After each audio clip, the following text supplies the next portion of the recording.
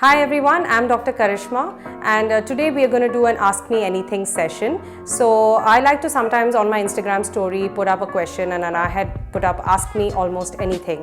So I got a few questions here which I'm going to answer to you. So let's go right to it. So the first question was, what was your longest case? So the longest case that I have operated on was probably a rhinoplasty.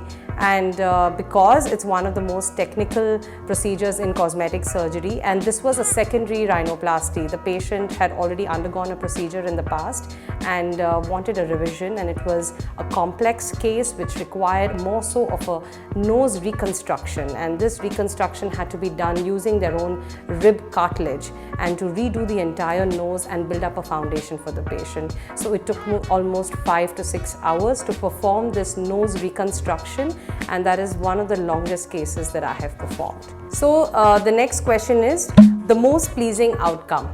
So I think any surgeon or a doctor would always like the outcome of their surgeries to be amazing and pleasing, both for myself and for the patient, of course. But one of those surgeries which is most pleasing to me is a breast reduction surgery, and the patients and the women post the breast reduction surgery, I feel, are the happiest, the most smiling patients.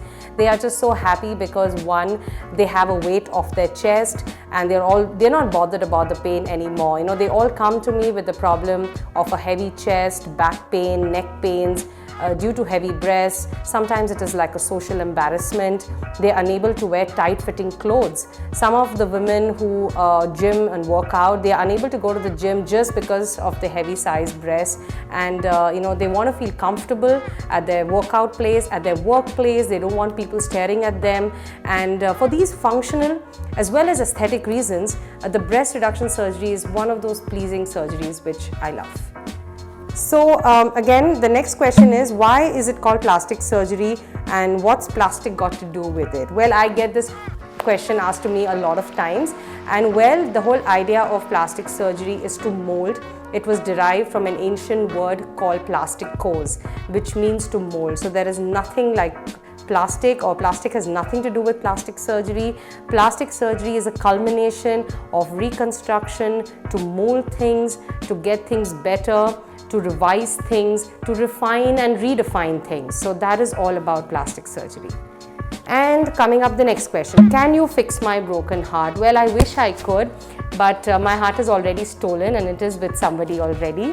And well, if it is to do something about yourself and feeling confident, I can fix. But to fix your broken heart, you need to mend yourself. You need to get up, be strong, and face all the hardships, and you know, be positive in life, and I'm sure your broken heart will get fixed, right?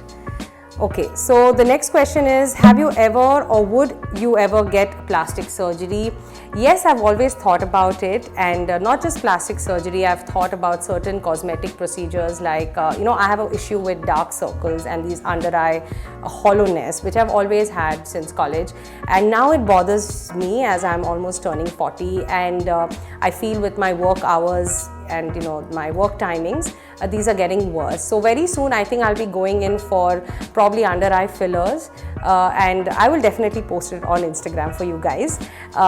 And for sure I do medifacials, one on and off, and I do use my lasers in order to get my laser hair removal. I do these treatments all the while. When it comes to plastic surgery, I've always been troubled about some areas of fat in my hip region, and I'm very sure that at some point of time, I would want that little pocket of fat. I mean, I work out, I diet, but I just can't get rid of that. And it's called like the saddlebag fat. So you guys know my secret now.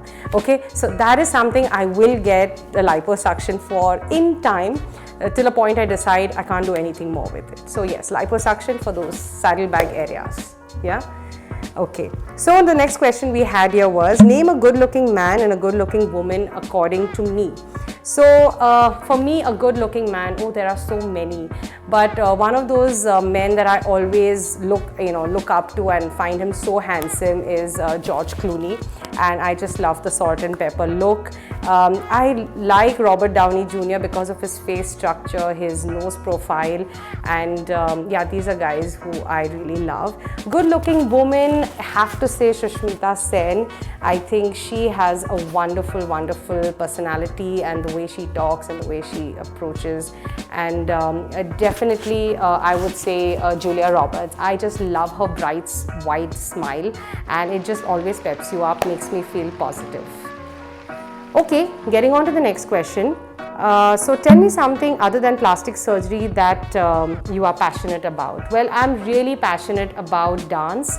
I used to swim in the past when I was in school, and I used to love swimming. That was my hobby, and definitely I did a lot of training with jazz under Shamak Davar, and I did a lot of Rajasthani folk dance training, and I love dancing, and put me anywhere on the dance floor and I'm up for it at any time of the day. Have you ever tried talking to a patient out of a certain surgery? If so, what was it and why?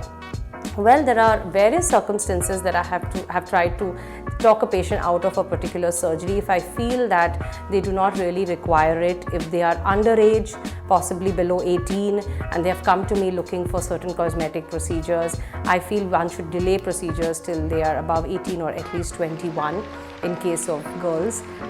There are a lot of patients who sometimes do not have realistic expectations, and sometimes it is not possible in the hands of a surgeon. So we need to make them realize what is possible, what is realistic, and they must have realistic expectations when they come to us. And I feel if it is inappropriate and they may not get the results that they are actually looking for, I try to actually postpone or delay the procedure and tell them to probably think it back again, maybe come for maybe the second or a third consultation, and be absolutely sure about what they are looking for. Yeah. So coming to the last one of the questions is, what are the strange requests by any of your patients? Now that's a tough one. But yes, I did have a couple of patients asking me out on a date. Sometimes a strange proposal, saying how much they love me, and it's a great feeling. But yes, I can't go ahead with most of the strange requests. But most of my patients always ask me something which I love to answer, just like I'm doing right now. And you guys have asked me some amazing questions, and I hope you guys enjoy this series.